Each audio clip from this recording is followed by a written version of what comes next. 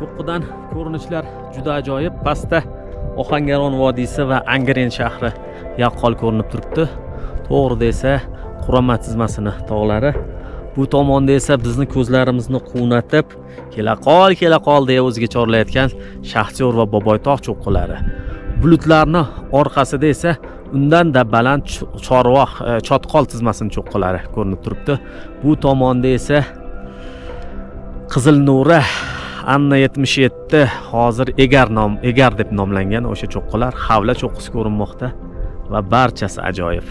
Mana shu fonda barchasini mazza qilib kuzatish mumkin.